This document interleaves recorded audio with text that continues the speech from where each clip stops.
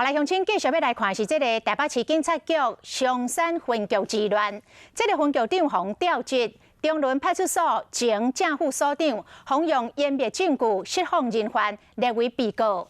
进前这个分局长来牵线，让闹代志的民众甲警方握手讲和。有这个风声，讲这是有民意代表甲乌帮介入来施加着压力。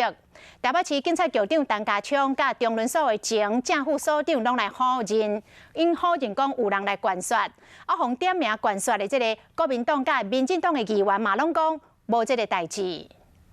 本来警察应该是要除暴安良的，结果现在的警察是7382。愈讲愈生气，松山分局的代志到底是什么人伫隐瞒事实？进前个风声讲，乌衣人甲警方握手讲好啊，根本是乌道甲民意代表伫施压。不过所长甲副所长拢讲无这个代志。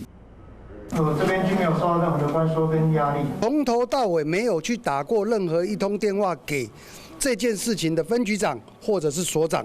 互人点名，还有国民党的市议员李宝中武，伊嘛无承认，强调讲应该扳倒办。中仑所的前所长柯淑环嘛承认讲第一时间无甲长官报告，佮将录影画面无细字甲抬掉去。若是还原的画面，因为侦查无公开，无法度公布。是讲外界咧质疑讲，这个内容恐惊唔是遮单纯。当我看到的时候，是嫌犯已经在咆哮。等到我在96秒之内驱离到派出所门外的时候，反锁之后才询问同仁原因。这是英勇的行为啊！那公布有什么关系？虽然没有犯罪。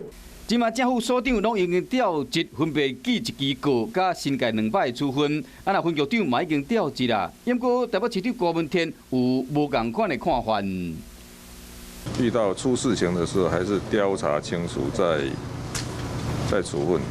到底是长期食案的文化，还是关税压力，才有这个乌衣人走来派出所里闹代志？阁有法度要来就来，要去就去，外界拢伫等检调单位调查的结果。